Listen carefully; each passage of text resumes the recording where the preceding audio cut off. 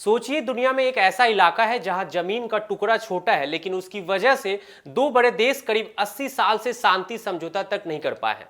एक तरफ है रूस जो कहता है ये द्वीप हमारे हैं और रहेंगे, दूसरी तरफ है जापान जो कहता है नहीं ये हमारी जमीन है। रूस ने कब्जा कर रखा है और अब इसी विवादित इलाके में रूस के राष्ट्रपति व्लादिमीर पुतिन पहुंच गए हैं। पुतिन ने 13 अगस्त को इटुरूप द्वीप का दौरा किया और जैसे ही उनकी तस्वीरें सामने आई, जापान में सियासी हलचल तेज हो गई। अब सवाल यह है कि आखिर कुरिल द्वीपों में ऐसा क्या है जिसके लिए रूस और जापान आमने सामने है? क्यों जापान इस इलाके को अपना नॉर्दर्न टेरिटरीज कहता है? और सबसे बड़ा सवाल, पुतिन का दौरा सिर्फ दौरा है या रूस का जापान का कोई बड़ा संदेश? चलिए आज इसी पूरे विवाद को बिल्कुल आसान भाषा में समझते हैं। नमस्कार, मैं हूं सूरज झा और आप देख रहे हैं इंडिया न्यूज। सबसे पहले समझिए कुरिल द्वीप है क्या। देखिए, कुरिल द्वीप कोई एक छोटा सा टापू नहीं है, ये प्रशांत महासागर में फैले हुए ज्वालामुखी द्वीपों का एक लंबी श्रृंखला है। एक तरफ जापान का उत्तरी द्वीप होकाइडो है और दूसरी तरफ रूस का कामचटका प्रायद्वीप। इन द्वीपों की पूरी श्रृंखला में करीब 56 द्वीप हैं, लेकिन असली पैच इन सभी द्वीपों को लेकर नहीं है। झगड़ा मुख्य रूप से 4 दक्षिणी द्वीपों को लेकर है, इटुरूप, कुनासिर, सिकोटन और हबोमाई। जापान इन्हें कहता है नॉर्दर्न टेरिटरीज यानी उत्तरी क्षेत्र, और रूस कहता है भाई साहब ये हमारे सखालीन क्षेत्र का हिस्सा है। यानी मामला साफ है, एक जमीन दो दावेदार। और यहीं से शुरू होती है करीब 80 साल पुरानी कहानी। अब थोड़ा इतिहास में चलते हैं। 1855 में रूस और जापान के बीच शिमोदा संधि हुई। इस समझौते में इन दक्षिणी द्वीपों पर जापान का नियंत्रण माना गया। फिर आया साल 1875। इस बार दोनों देशों के बीच सेंट पीटर्सबर्ग संधि हुई। इसमें जापान ने सखालीन पर रूस के अधिकार को स्वीकार किया और बदले में पूरे कुरिल द्वीप समूह पर अपना अधिकार हासिल किया। यानी उस समय कहानी कुछ और थी, लेकिन फिर दुनिया में द्वितीय विश्व युद्ध शुरू हुआ और पूरा खेल पलट गया। 1945 में क्या हुआ आखिर? 1945 में जब दूसरा विश्व युद्ध अपने आखिरी दौर में था, तब सोवियत संघ ने जापान के खिलाफ युद्ध में प्रवेश किया।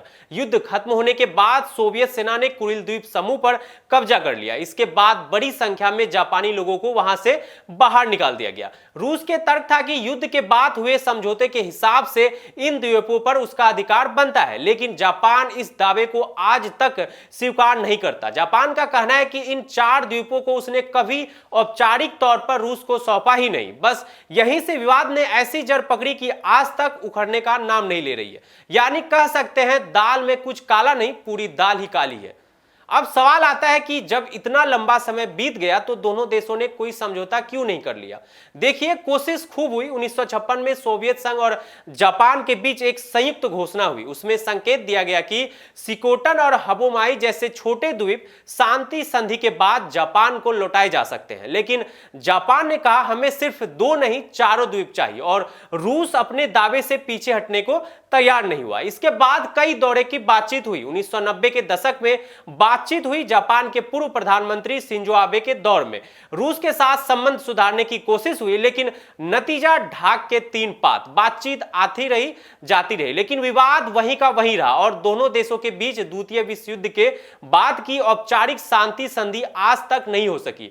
अब आते हैं आज के सबसे बड़े मुद्दे पर। 13 अगस्त को रूसी राष्ट्रपति व्लादिमीर पुतिन विवादित कुरिल द्वीपों के दक्षिण हिस्से में मौजूद इटुरूप पहुंचे थे। यह पुतिन के इन द्वीपों का पहला व्यक्तिगत आधिकारिक दौरा बताया गया है।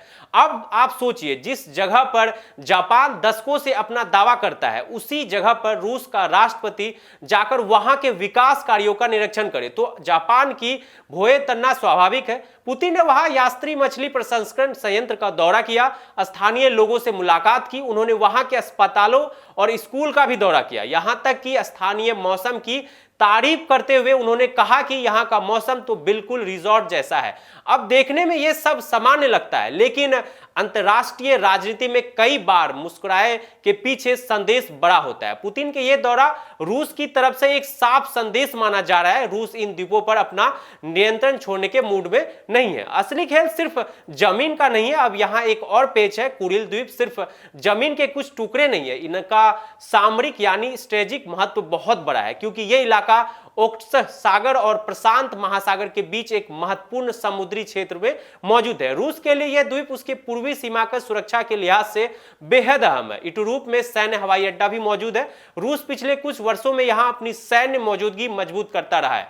और यही बात जापान के लिए चिंता की वजह है। फिर जापान इतना नाराज क्यों है? जापान का कहना है कि ये चारों द्वीप उसका अभिन्न हिस्सा है, इसलिए जापान की नजर में पुतिन का वहां जाना सिर्फ एक यात्रा नहीं, यह उसकी संप्रभुता के दावे को चुनौती देने जैसा है। जापान के पुतिन के दौरे का कड़ा विरोध किया है। टोक्यो का कहना है कि यह दौरा अस्वीकार्य है और इससे जापानी लोगों की भावनाएं आहत होती है। अब यहां एक बात समझना जरूरी है, रूस और जापान के रिश्ते पहले इतने खराब नहीं थे। खासकर शिंजो आबे के समय दोनों देशों ने कई बार रिश्ते सुधारने की कोशिश की, लेकिन 2022 में यूक्रेन युद्ध के बाद जापान ने पश्चिम देशों के साथ मिलकर रूस पर प्रतिबंध लगाए। इसके बाद दोनों देशों के रिश्ते और बिगड़ गए, यानी जो रिश्ता पहले धीरे धीरे पटरी पर आने की कोशिश कर रहा था उसमें फिर से ब्रेक लग गया।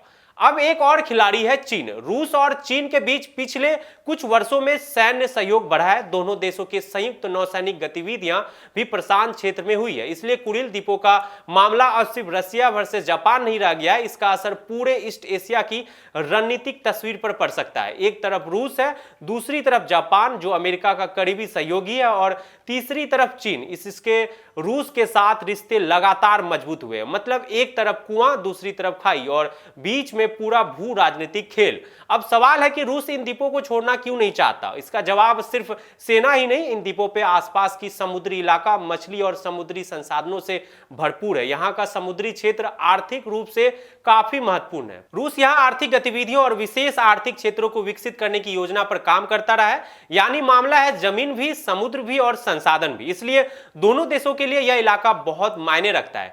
आखिर पुतिन के दौरे का मतलब है क्या? अब पूरे मामले को एक लाइन में समझिए। पुतिन का इटरूप दौरा जापान को यह संदेश देने की कोशिश के तौर पर देखा जा सकता है कि रूस कुरिल द्वीपों पर अपने नियंत्रण को लेकर पीछे हटने वाला नहीं है। जापान के लिए यह बात बिल्कुल उलट है, वह आज भी इन चारों द्वीपों को अपना मानता है, और जब तक दोनों देश इस मुद्दे पर समझौता नहीं करते तब तक विवाद बना रहेगा। यानी 80 साल पुरानी गांठ अभी खुलती दिखाई नहीं दे रही है। तो कुल मिलाकर कहानी है कि कुरिल द्वीप भले ही नक्शे पर छोटे छोटे दिखाई दे, लेकिन इनकी कीमत बहुत बड़ी है। इतिहास ने यहां रूस और जापान को आमने सामने खड़ा किया है। द्वितीय विश्व युद्ध ने विवाद को और गहरा किया, और अब सैन्य ताकत, समुद्री संसाधन और ईस्ट एशिया की बदलती जियोपॉलिटिक्स इस विवाद को और पेचीदा बना दिया है। पुतिन का इटरूप दौरा इस पुराने विवाद में नया अध्याय जोड़ता दिखाई दे रहा है। अब देखना यह होगा कि जापान और रूस के बीच यह तनाव आगे कितना बढ़ता है, क्योंकि अंतर्राष्ट्रीय राजनीति में एक बात अक्सर सच साबित होती है, पुराने जख्म अगर ऐसी तरह भरे ना हो तो हल्की सी चोट भी दर्द फिर बढ़ा देती है। और कुरिल द्वीप विवाद में फिलहाल यही होता है, दिखाई दे रहा है कि आपको क्या कुरिल द्वीपों पर रूस और जापान के बीच कभी समझौते होगा, या विवाद आने वाले कई सालों तक ऐसे ही चलता रहेगा? अपनी राय कमेंट में हमें जरूर बताएं। आप देख रहे थे इंडिया न्यूज। नमस्कार।